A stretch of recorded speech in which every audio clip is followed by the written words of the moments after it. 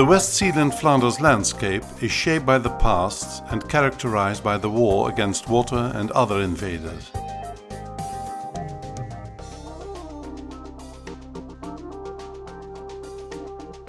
In Sluis, the marks of this fascinating past are still to be found in the city and its surroundings. The municipality of Sluis is situated on the border of important waterways: North Thee, Western Scheldt and the Zwin. It is also in the middle of important economic zones: Southwest England, Flanders and Holland-Zeeland. Moreover, it's in the vicinity of the major Flemish cities. In the past, therefore, all these factors made this region a strategically important area and, often, a battlefield for political opponents.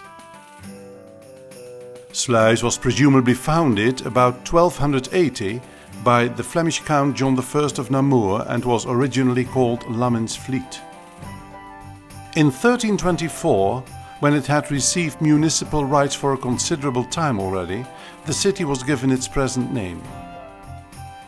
Sluis owes its origin to the silting up of the Zwin, at that time main artery of the trading heart of Western Europe, the city of Bruges. Because of the silting up of the river, Bruges initiated outer ports to keep trade alive, and the city of Sluis became the most important one.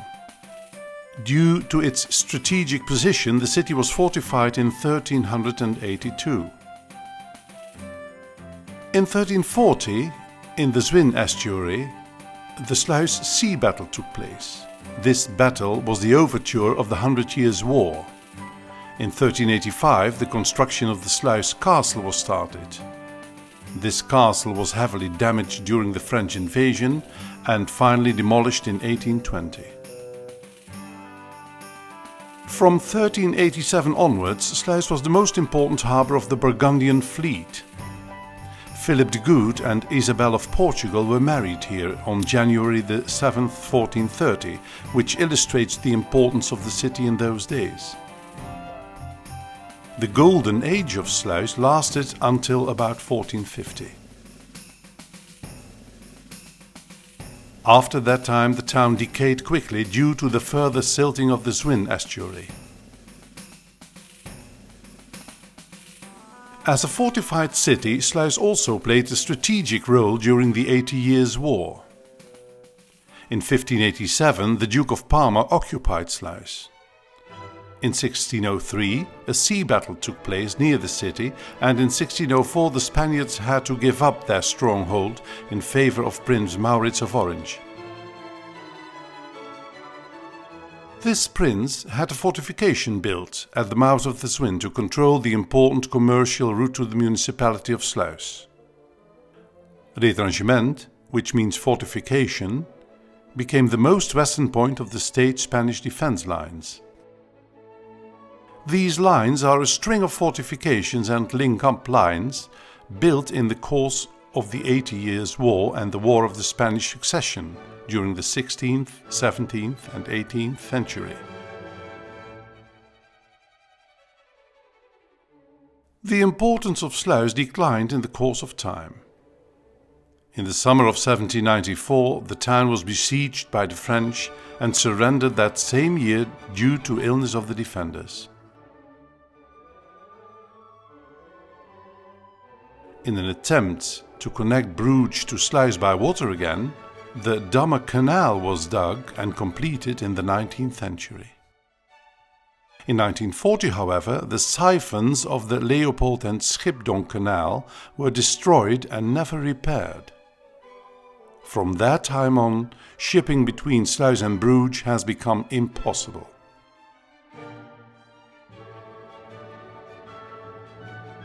The waters around the city of Sluis regularly caused flooding, loss of land and human suffering.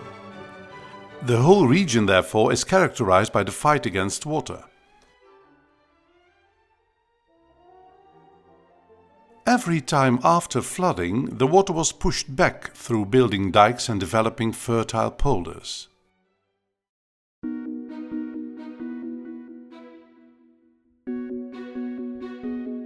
Today, Western Zeeland Flanders offers a fascinating mix of sea, beach, a magnificent polder landscape, and 17 small towns and villages, each of them with their own characteristics. This makes the region attractive to both residents and tourists. The city of Sluis has about 2,300 inhabitants. The entire area of Sluis is populated by about 24,000 people. Every year, about 2.5 million reservations are made in our hotels. And about 4.5 million tourists visit our city. The stately belfry, unique in the Netherlands, dominates skyline and city centre. In spring, the centre is decorated with colourful flowers, while the green fortification walls, topped with trees, encircle the city.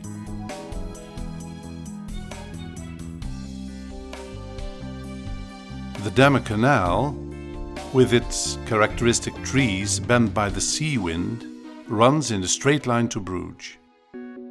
Outside the city walls enrolls the polder landscape. Western Zeeland Flanders is proud of it and protects the open character of the scenery. The white lines on the map indicate the dikes of the Isle of Cadsand near Sluis. The dike structures have been preserved throughout the area and are unique in Western Europe.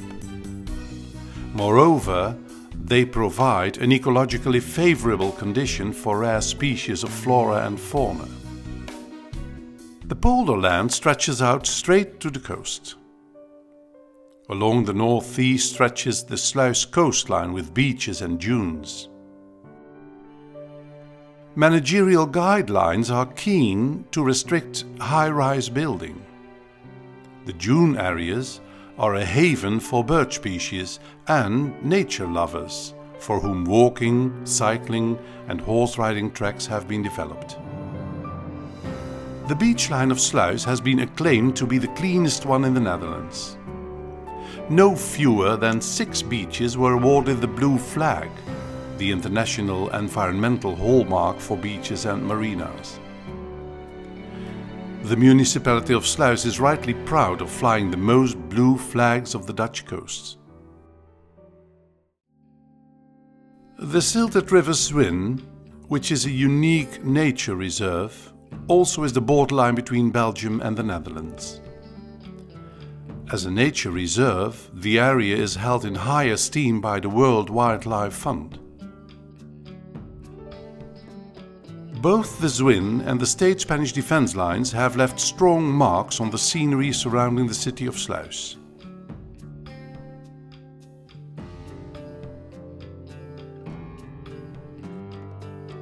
At the moment, Belgian and Dutch authorities cooperate to improve the recognizability of the historic characteristics of the defense lines and link these activities to improving residential quality of life. The retranchement fortification walls are authentic.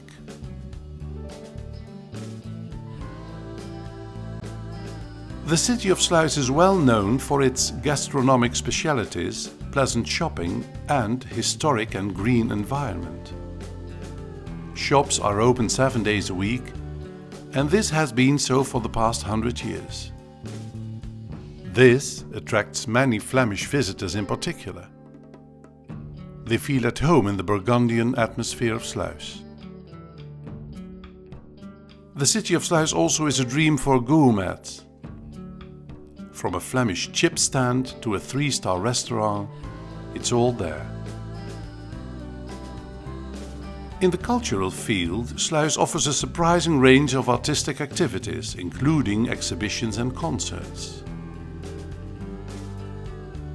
One of the best-known inhabitants of Sluis was Mr. Johan Hendrik van Dale, a teacher, town record keeper and compiler of the famous Dutch Van Dale dictionary. Mr. Van Dale was born in Sluis, lived here all his life and was also buried here. you'll come across his statue at the Wall Square. The city of Sluis is keen to offer its residents and guests a pleasant climate in the public area, with possibilities to relax in a special green setting.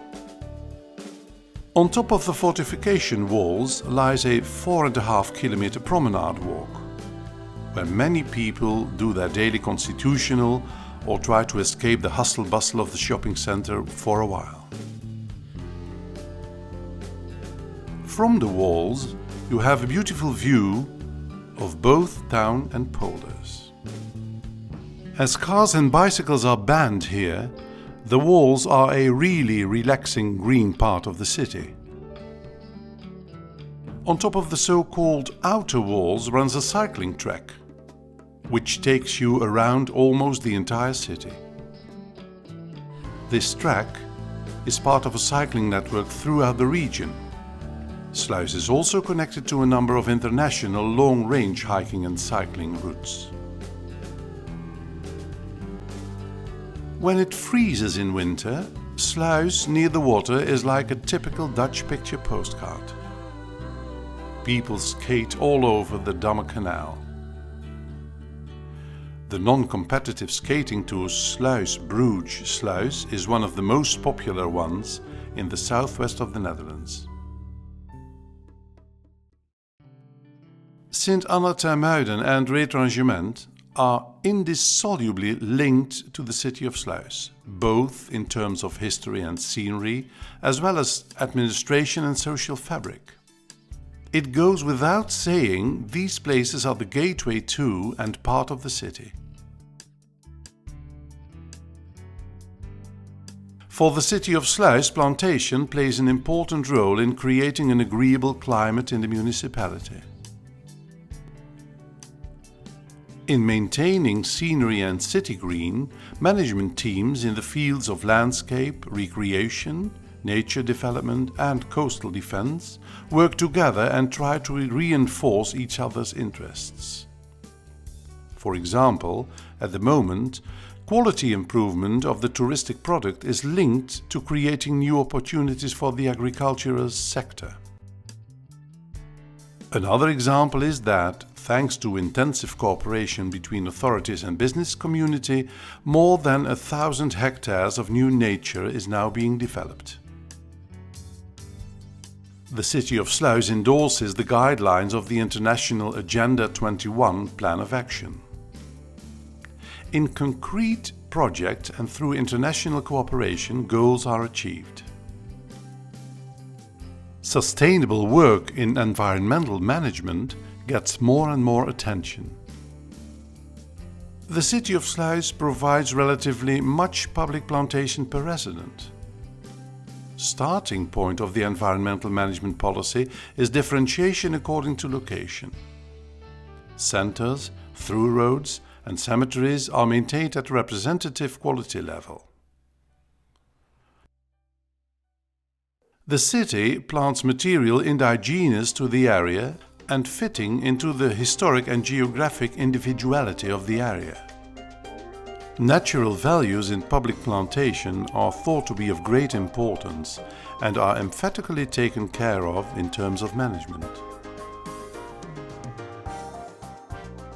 As residents and entrepreneurs of Sluis are proud of their green city, cooperation with the Sluis population is at a positive and high level. In this way, something extra can be achieved. The preparations of the Entente Florale, the construction of a prefab stork nest and the development of a salamander hibernating place are all examples of this positive cooperation.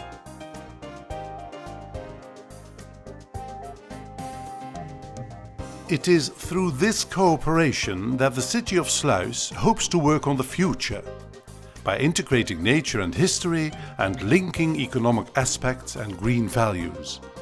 All this to the benefit of its residents and visitors.